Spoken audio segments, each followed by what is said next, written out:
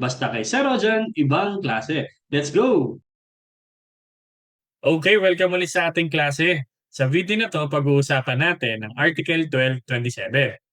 This article na to ay tungkol pa rin sa obligations with the penal clause. Pero pinag-uusapan dito kung pwede nga bang piliin ni debtor na lang ang pagbabayad ng penalty kaysa dun sa kanyang obligation. Pwede nga ba? Kung pwede, kailan ito pwede? Ano nga ba? Ready ka na? Sige, start tayo. Let's go! Yan, sige, basahin muna natin. Article 1227. The debtor cannot exempt himself from the performance of the obligation by paying the penalty, save in the case where this right has been expressly reserved for him. Neither can the creditor demand the fulfillment of the obligation and the satisfaction of the penalty at the same time, unless this right has been clearly granted him. However, if after the creditor has decided to require the fulfillment of the obligation, the performance thereof should become impossible without his fault, the penalty may be enforced. So this article na to, pinag-uusapan pa rin ang tungkol sa obligation with the penal clause. So, tungkol pa rin siya sa obligation with a penal clause.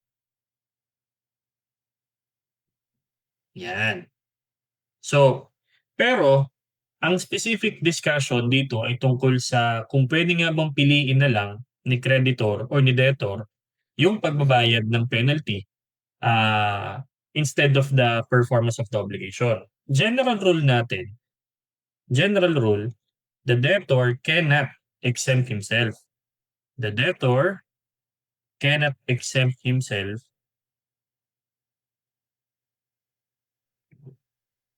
yan, from the performance of the obligation.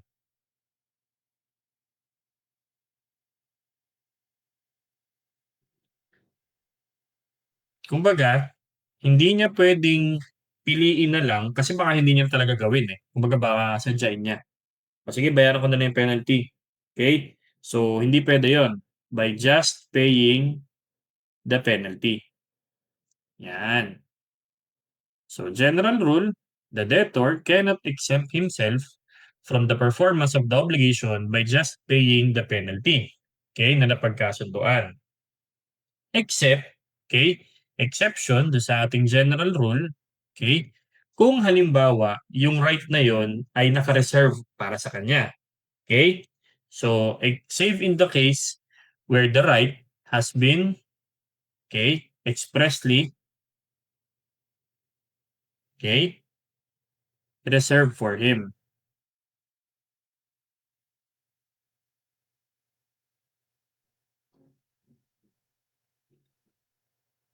Yan. Halimbawa, si A nangako magde-deliver ng TV kay B. Okay? Let's say end of the month. Tapos may nakalagay pang stipulation na nagkasundo na si A ay liable na magbayad ng 10,000 na penalty kapag hindi niya binayaran or dineliver yung obligation sa napagkasundoang date. Ngayon, pag na-default si A doon sa pag-deliver niyang TV, babayaran niya yung 10,000. Pero hindi ibig sabihin na hindi niya na kailangang i-deliver yung TV. Okay? Take note na yung penalty ay hindi siya substitute for the performance of the obligation. Liban na lang kung naka-reserve yun para sa kanya. Pero dapat yun ay na napagkasunduan din. Okay? Yan. On the other hand, sa part naman ng creditor, so ito yung sa debtor. So sa part naman ng creditor, ang general rule, hindi rin pwedeng i-demand parehas. The creditor cannot demand fulfillment and payment of obligation of penalty and payment of penalty. Yan. At the same time. Okay? So, fulfillment on the part ng obligation. So, sinasabi na hindi pwedeng singilin parehas ni creditor yung obligation at saka yung penalty at the same time. Liban na lang, so may exception tayo, exception, kapag napagkasunduan na meron siyang right na mangolekta parehas. Okay? When there's express stipulation. express stipulation granting him such right. Granting him such right. So kung napagkasunduan nila parehas na kapag hindi nagampanan ni debtor yung kanyang obligation, pwede niyang singilin pa din parehas. Ano? Kung napagkasunduan. Pangalawa, kapag pinili niya ay fulfillment, tapos at afterwards ay naging impossible, wala namang kasalanan si creditor, pwede niyang singilin ay penalty na lang. So, kung ang pinili ni creditor ay obligation, creditor chose obligation or fulfillment, pero afterwards, yung fulfillment naging impossible without creditor's fault. Yan. Walang kinalaman si creditor. Then therefore, ang pwedeng piliin na ngayon, babalik ka dito, ang pipiliin na ngayon ni creditor, penalty na lang. So parang pinili niya parehas, pero wala naman talaga dun sa, hindi naman talaga parehas. Okay? Kasi yung isa naging impossible na ma-fulfill. Okay? So, pero wala naman siyang kinalaman dun sa pagiging impossible, edi therefore, penalty na lang yung kanyang pipiliin. Okay? So, again, example, let's say si A, okay? May liability na magbigay ng sasakyan or car kay B. Okay? Let's say end of the month. End of month. Kung ano man buwan yan. Yan. So again, si A is obliged to deliver a particular car at the end of the month. Let's say June 2026. Okay? June 30, 2026. Tapos, napagkasunduan pa nila na kapag si A ay hindi niya na-deliver yung sasakyan sa due date, may penalty 2,000. So, penalty 2,000. Yan. Yan yung penalty. Okay? Hindi pwedeng bayaran na lang ni A yung 2,000 in lieu of the car na dapat niya deliver unless napagkasunduan nila na pwede niyang gawin yon. Kasi unang-una, di syempre hindi niya na ibibigay sa sakyan. Eh, magkano lang ba 2,000? Okay? Tapos si B, hindi niya rin pwedeng i-require si A na i-deliver yung sasakyan plus yung penalty na 2,000 unless napagkasunduan din nila parehas yan. Okay? Unless yung right ay expressly granted to him. Ngayon, kung sakaling si A, hindi niya na-deliver yung sasakyan on June 30, 2026 or end of the month, tapos si B, ni-require or nag-decide siya, pinili niyang i-deliver pa din ni A yung sasakyan, okay? Instead na yung payment ng penalty, okay? Tapos si A, afterwards, hindi niya ma-deliver kasi nawala or nanakaw, walang kinalaman si B.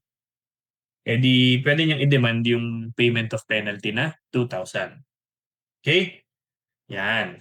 Pero hindi niya pwedeng basta ano yun, basta piliin na lang ni A. Halimbawa, o B, yung 2,000 na lang bayaran ko. Eh, hindi pwede. Hindi naman tayo nagkasundo eh. Si B, hindi rin pwedeng, A, singilin kita ng 2,000 pero dali mo pa rin yung sakyan ha. Hindi rin pwedeng ganun. Unless na pagkasunduan nila na pwede rin siya, pwedeng gawin niya yun. Okay? Ngayon, eh sir, bakit nga ba hindi pwedeng piliin na lang ni debtor yung penalty? Kasi hindi naman penal clause, hindi naman siya facultative. 'Di ba tandaan yung facultative? Not a facultative. 'Di ba tandaan yung facultative, pag hindi magampanan yung isang obligation or yung isang object, yung substitute ang ibibigay, okay? Eh, hindi puwede. Hindi naman kasi substitute ang penal clause kasi siya ay parang greater liability ang role niya. So, ang obligation with the penal clause cannot be turned to facultative obligation unless napagkasunduan sa contract. Yun nga yung exception sa general rule na hindi pwedeng piliin ni debtor ang pagbabayad na lang ng penalty except na lang kung nabigay sa kanya yung karapatan na yon, naka-reserve sa kanya. Okay? So yun, dito nagtatapos yung Article 1227. Simple lang naman siya, no? Tinutukoy pa rin dito yung obligation with the penal clause. Unang-una, hindi pwedeng piliin ni debtor ang pagbabayad na lang basta ng penalty kapalit ng performance obligation kasi baka hindi niyo talaga gampanan yan. Okay? Liban na lang kung okay lang kay creditor na pagkasunduan talaga nila nung una pa lang na pwedeng ganun ang gawin ni debtor. Ganon din naman sa part ni creditor na hindi niya pwedeng piliin parehas ang fulfillment tsaka ang payment at the same time. Kailangan isa lang doon. Liban na lang kung napagkasunduan din nila na pwedeng gawin ni creditor yun. Ngayon, kung pinili ni creditor ay fulfillment, pero later on naging impossible nang gawin dahil kahit na walang kasalanan si creditor, pipiliin na lang ni creditor ay penalty. So, pwede siyang bumalik dun sa penalty even though napili niya ay obligation. Okay? So, yun. I hope meron ako nadagdag na bagong learning na magamit din sa inyong mga klase. Kung medyo may kalituhan ka, ulitin mo yung lecture natin, I'm sure makukuha mo rin yan.